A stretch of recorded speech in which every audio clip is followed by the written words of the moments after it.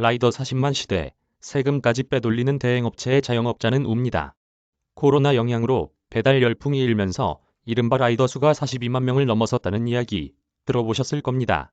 다른 일자리에 비해 시간을 마음대로 활용할 수 있고 일부 라이더의 경우 수입이 웬만한 대기업에 못지않을 정도로 늘어난 것도 배달원 증가의 원인이 되고 있습니다. 하지만 배달업 종사자 수가 늘면서 이들을 상대로 갑질을 하거나 매출을 누락해 세금을 내지 않고 폭리를 취하는 대행업체들도 나타나고 있습니다. 실제 배달 대행 A업체는 코로나 사태로 배달 수요가 늘어나자 배달료를 올리면서 소득은 누락했습니다. 이 업체는 음식점에서 배달료를 현금 결제하는 경우 세금 계산서를 미발급해 매출을 누락하고 카드로 결제하는 경우에는 지급 대행사를 통하는 수법으로 소득을 빼돌리다 국세청에 덜미를 잡혔습니다. 또 배달 대행업체 B사는 자신들이 소유한 오토바이를 라이더들에게 대여해주면서 그 대여료를 매출에서 누락해 세무조사를 받게 됐습니다. 이뿐만이 아닙니다. 국세청은 최근 배달의 민족을 운영하는 우아한 형제들의 자회사인 우아한 청년들에 대한 세무조사에 착수한 것으로 알려졌습니다. 특히 이번 조사는 일명 저승사자로 불리는 서울지방국세청 조사사국이 진행했습니다.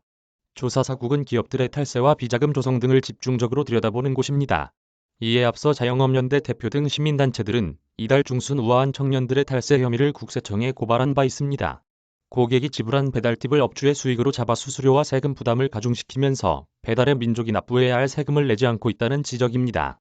우아한 형제들 계열사가 세무조사를 받은 것은 지난 2011년 창업 이후 이번이 처음입니다. 코로나 시기 특수를 보낸 업종이 또 있죠. 바로 마스크 제조사입니다. 마스크 제조업체인 중소기업 C사는 코로나 이후 수억 원에 불과하던 매출이 수백억 원대로 불어나자 법인세를 내지 않기 위해 실제 사업을 하지 않는 유령회사에서 물건을 구매한 것처럼 장부를 조작하고 사주 겸 대표이사의 연봉을 지난해 100억 원까지 셀프 인상했습니다. 이 업체는 법인세 탈루 혐의로 국세청의 조사를 받고 있습니다.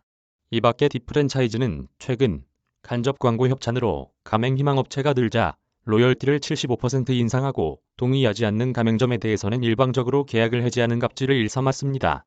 이 프랜차이즈 가맹본부는 인테리어 업체의 독점 계약을 알선해주고 수억 원의 수수료를 받으면서 매출을 거짓으로 신고해 세금을 빼돌렸으며 사주는 6억 원이 넘는 슈퍼카 6대를 법인 명의로 사용하기도 했습니다. 문제는 이런 세금 탈루 행위들이 모두 자영업자나 서민들에 대한 비용 전가로 이어진다는 점입니다.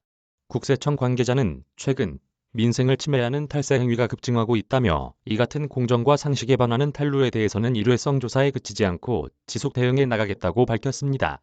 세종서 일범 기자 이메일 주소